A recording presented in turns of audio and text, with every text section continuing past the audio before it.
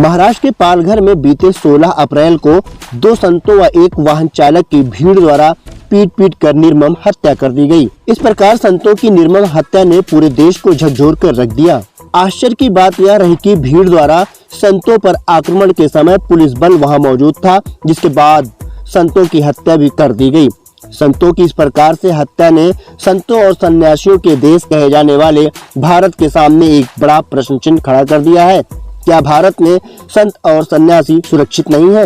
भीड़ द्वारा किए गए इस हमले में 70 वर्षीय संत कल्पवृक्ष गिरी तथा 35 वर्षीय संत सुशील गिरी अपने वाहन चालक नीलेश तेलगड़े के साथ परमात्मा में लीन हो गए। ये तीनों अपने गुरु रामगिरी जी की अकस्मात मृत्यु हो जाने के कारण उनके अंत्येष्टि में शामिल होने मुंबई से गुजरात जा रहे थे, लेकिन महाराष्ट्र के पालघर जिले के कासा थाना क्षेत्र के गढ़चिंचले गांव के पास भीड़ द्वारा आक्रमण करके इनकी पीट कर निर्मम हत्या कर दी गई। सुशील गिरी महाराज के पैतृक ग्राम में शोक की लहर दौड़ गई है।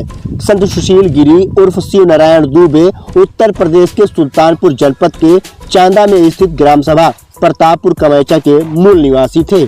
सन 1997 में इनका मन ईश्वर से ऐसा जुड़ा कि ईश्वर की भक्ति में लीन होने और संन्यास लेने के उद्देश्य से अपने घर का त्याग कर दिया। इसके बाद उन्होंने कुछ समय पंजाब में व्यतीत किया, फिर श्री पंच दशनाम जूना अखाड़े में दीक्षा ले ली और मुंबई के कांदिवली ईस्ट में स्थित शिव मंदिर में महंत का जीवन व्यतीत करने लगे। संत सुशील गिरी अपने 5 भाइयों में सबसे छोटे थे। इनके बचपन का नाम रिंकू था। इनके बड़े भाई शेष नारायण दुबे ने बताया कि सुशील गिरी जी कभी कभी घर भी आते थे और परिवारजनों से मुलाकात करके वापस चले जाते थे। शेष नारायण ने बताया कि उनसे अंतिम बार मुलाकात दिसंबर 2019 में हुई थी, जब सुशील गिरी एक विवाह समारोह में शामिल होने आए थे और लगभग 1 घंटे घर पर थे। परिवारजनों को उनके देहांत की सूचना फेसबुक पोस्ट के माध्यम से मिली। सूचना मिलते ही पूरे गांव में शोक की लहर दौड़ गई। हर कोई इस घटना से छब्द रह गया। पहली बार इस बात पर विश्वास करना किसी के लिए भी संभव नहीं था।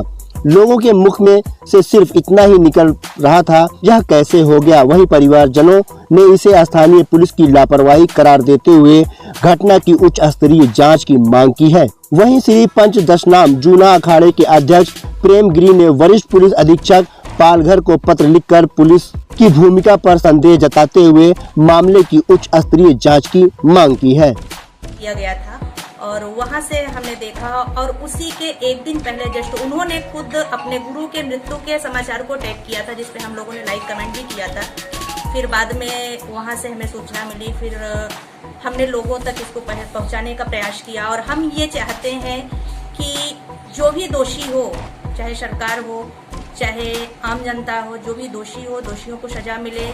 और किस तरीके से कि एक व्यक्ति 150 किलोमीटर मुंबई से पालघर तक पहुंच जाता है और प्रशासन क्या करता रहता है, पुलिस क्या करता रहती है, कैसे जाने देती है, कैसे उनको पास मिला और कैसे ये घटना घटित हुई। ये बहुत सारे सवाल जो हमारे मन में है वो सबके सामने आने चाहिए और जो भी दोषी हैं उनको दंड मिलना चाहिए और निर्दोषों को न्याय मिलना चाहिए। और सब पालघर के पास कुछ वाद विवाद हुआ, कैसे क्या जी, वहीं उनको पीट के उनका निर्मम हत्या कर दी गई। उनको 16 तारीख को 9:30 बजे सूचना किस आधार पर मिली? कौन सूचना प्रशासन दिया कि हमको व्हाट्सएप द्वारा मिला, फेसबुक द्वारा? तो आप वहाँ गए थे, आप भाई थे वहाँ, कोई थे? हाँ, हमारे 2 भाई वहाँ कल्याण में रहते हैं और उनके अंतिम संस्कार जाए थे, लेकिन प्रशासन की तरफ से उनको पास नहीं दिया।